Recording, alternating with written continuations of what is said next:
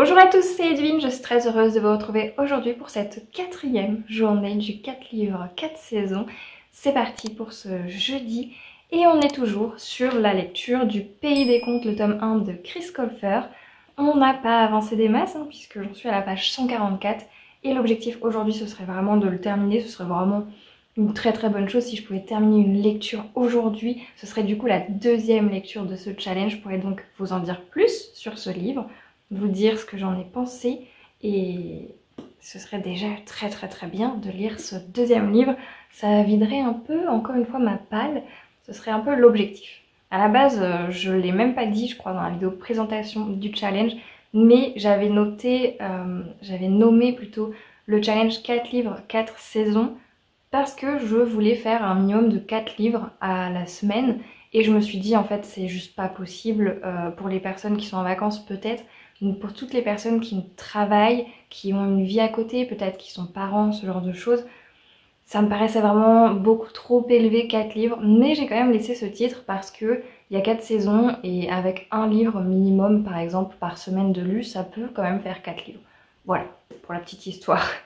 Donc déjà si j'arrive à lire un livre, ce serait pas mal. 2 livres, ce serait l'objectif du coup pour moi de lire au moins 2 livres cette semaine pour valider mon petit challenge. Mais voilà, donc aujourd'hui le Pays des Contes, va falloir que je l'avance bien. Sinon du coup aujourd'hui pour les objectifs à faire, et bien forcément j'avais à clôturer le vlog précédent, donc je l'ai fait juste avant de commencer celui-ci. Je dois faire le montage, en général je suis à 2 heures de montage. Je dois faire donc la miniature et les stories promo, je dois faire l'exportation et l'édition vidéo. L'autre fois, le premier jour, lundi, la vidéo elle faisait 13 minutes et peut-être 10 secondes, je crois que moins de 10 secondes même. Et l'exportation sur YouTube, ça m'a mis à peu près 1 heure, 1 heure et demie.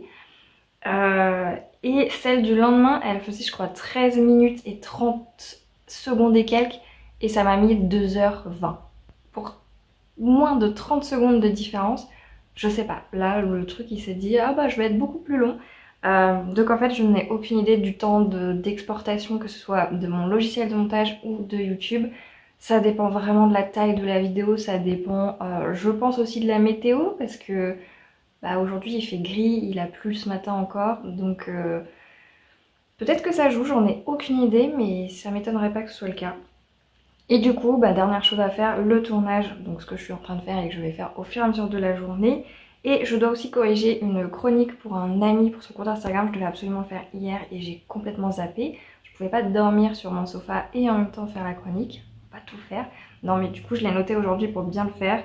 Et pourquoi pas du coup créer le Discord aujourd'hui si j'y pense, si j'ai le temps. Ce serait l'idée, au moins si on ne l'utilise pas cette semaine, ce serait au moins pour la semaine de août, où on pourrait se retrouver du coup tous ensemble sur Discord et discuter de tout ça. Bon c'est bien beau tout ça, mais on va commencer du coup la journée avec le montage de la vidéo d'hier.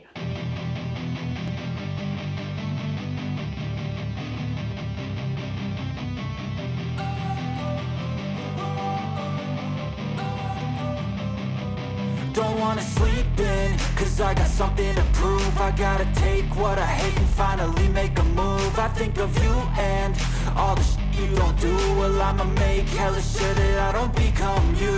I have no regrets, yeah, I'll tie up my chest. I'll never forget what it's like to be in debt. Been stabbed in the back bed, I'll show you what happens. Pass me the mic and I'll show you with action. I feel this pain, you already know. J'ai remis mon gilet tellement j'ai froid. J'ai hâte. Normalement demain on a un semblant d'été et à partir de la semaine prochaine on va atteindre les plus de 20 degrés, les 23 degrés normalement. Donc j'ai hâte, parce que j'en ai marre d'avoir froid. On n'allume pas le chauffage, mais en fait la maison, en soi là il me dit qu'il fait 20 degrés, mais sans le soleil qui tape, le ressenti dans la maison est très froid. Je saurais pas comment l'expliquer. Mais les 20 degrés avec du soleil et les 20 degrés là dans la maison, sans le soleil qui tape sur les fenêtres, et ça fait... Ouais, on a froid, on est toujours avec une couche comme ça sur nous, parce qu'on a froid. Là j'ai un haut, un pull, plus un gilet en laine, et j'ai quand même froid. Bon, je vais continuer le montage. Et je vais essayer de me bouger peut-être après avant de lire pour pouvoir me réchauffer un peu. Et on verra si j'arrive à terminer ma lecture aujourd'hui. Et franchement, on va pas se mentir, j'envie énormément les personnes du sud en ce moment. Vivre à Lyon me manque énormément, surtout dans les périodes comme ça. Autant en hiver, je m'en rends un peu moins compte parce que, étonnamment, ici en hiver, on va avoir des températures beaucoup plus douces. Un froid moins agréable, je trouve. Je trouve que le froid à Lyon est plus sec. En tout cas, je ne tombais jamais malade à Lyon, j'avais jamais de rhume. C'était extrêmement rare. En 4 ans, 5 ans sur Lyon, j'ai jamais été malade. Et pour vous dire, même en été ici, la première fois que je suis revenue il y a 2 ans maintenant, et ben je me suis retrouvée à être enrhumée 2 fois de suite en plein été. Et l'hiver, c'est une catastrophe, je suis quand même souvent malade. Ce qui n'arrivait jamais à Lyon, c'était un truc de fou. Donc le froid est pas le même, il est plus... c'est plus humide hein, de toute façon, été comme hiver ici. Et le froid à Lyon, je trouve qu'il me correspond plus pour ne pas être malade. Donc en hiver, on s'en rend beaucoup moins compte que voilà, c'est moins difficile. Par contre là, effectivement, on est le 25 juillet, on n'atteint même pas les 20 degrés à l'extérieur. Quand il y a du soleil, franchement, 20 degrés, ça se vit bien quand il n'y a pas de vent, parce qu'avec l'humidité, ça fait super chaud, vraiment. Mais par contre, quand il y a du vent et qu'il est froid, parce qu'il vient de la Manche, il vient de la mer, c'est l'horreur. Et quand il n'y a pas de soleil, c'est l'horreur aussi, il fait pas chaud, juste il fait pas chaud. Donc quand je vois, en fait, je comprends les sudistes, les gens dans le sud qui du coup ont un vrai été, qui ont un vrai soleil et un vrai ciel bleu. Chose qui m'a choquée quand je suis arrivée là. Ici, le soleil est blanc parce qu'en fait, il y a toujours une couche d'humidité. Vous n'allez jamais avoir une luminosité jaune comme on peut avoir plus dans le sud, ne serait-ce que chez mes parents en Sarthe. Le soleil est jaune et le ciel est bien bleu l'été. Ici, non, il y a toujours une couche d'humidité qui fait que même le soleil est blanc, ce reflet blanc, c'est très particulier. Et ouais, ça manque l'été, en vrai, ça manque beaucoup.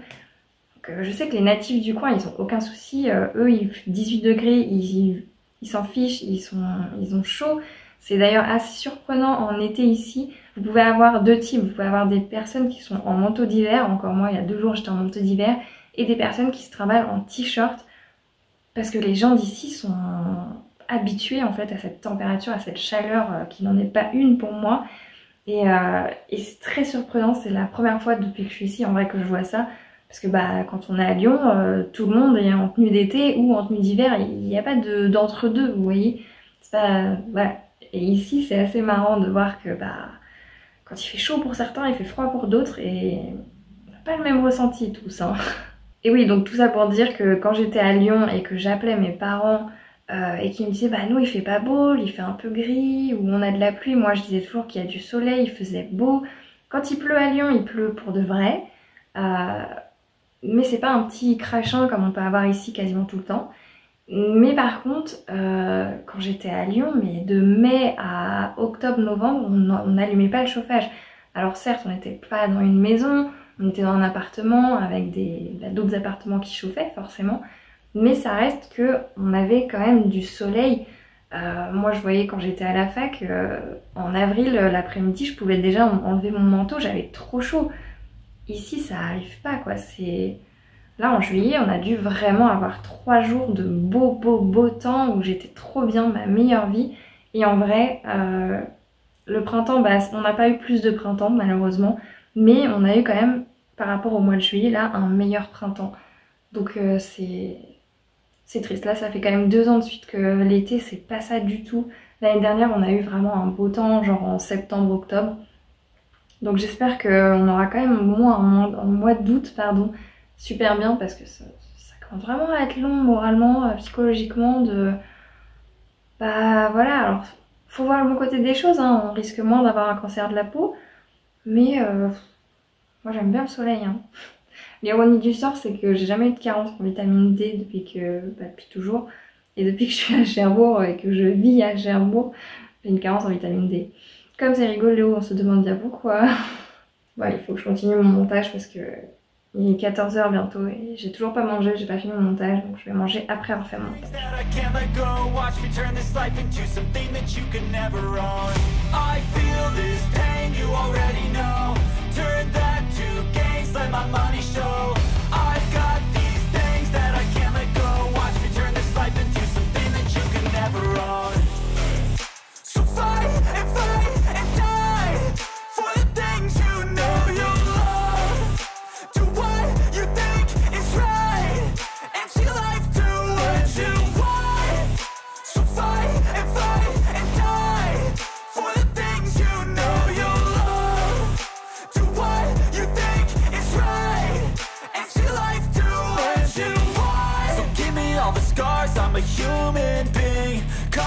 with tattoos so you can't see.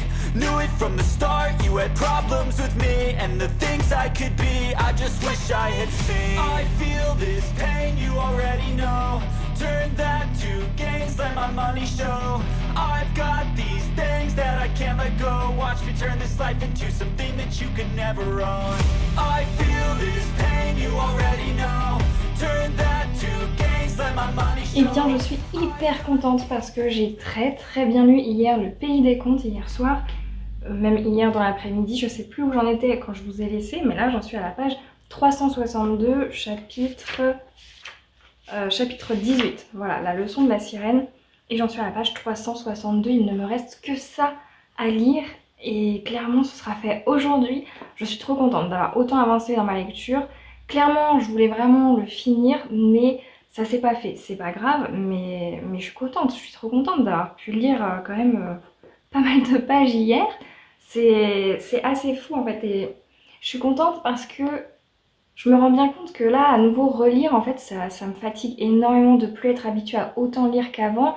Avant, je faisais une journée de lecture, ça me faisait rien du tout. Et là, je le vois bien que au niveau des yeux, je fatigue beaucoup plus vite. Surtout que forcément, il n'y a pas énormément de lumière, il fait tout le temps gris, tout le temps sombre. Et du coup, je suis hyper contente de voir que j'ai quand même réussi hier à lire un peu plus. Et par rapport au premier jour, par rapport à la veille où je me suis complètement endormie de fatigue, je pense parce que je devais lire aussi et que j'étais plus habituée au niveau des yeux et tout. Donc là je suis contente d'avoir autant avancé et je peux vous dire que j'aime toujours autant.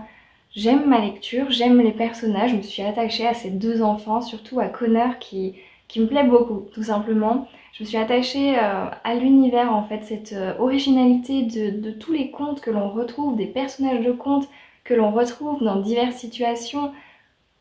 J'aime beaucoup, vraiment l'originalité pour l'instant du texte me plaît énormément. Je vous en dirai plus du coup demain, dès que je l'ai fini, de façon à ce que je puisse vous dire tout mon avis, tout ce que j'en ai pensé. Mais sachez que pour l'instant j'aime énormément, j'ai hâte de savoir la fin.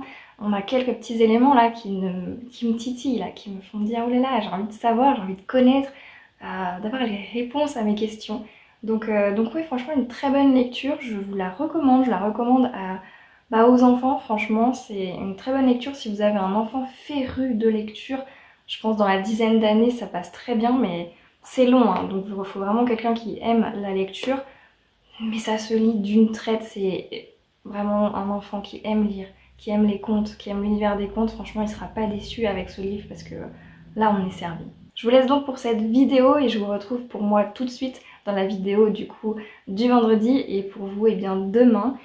Et évidemment, j'espère vous donner mon avis dans la vidéo du coup d'aujourd'hui pour moi. Évidemment, comme toujours, dites-moi dans les commentaires si vous de votre côté vous avancez dans vos lectures, si vous arrivez un peu à vider votre palle ou si vous, un peu comme moi au début de la semaine, ça va vraiment mollo, mais vous êtes quand même content de retrouver un rythme de lecture finalement. En attendant vos retours sur cette vidéo, je vous remercie encore une fois du fond du cœur de l'avoir regardé jusqu'au bout. Et sur ce, je vous souhaite à toutes et à tous de très belles lectures et je vous dis à demain.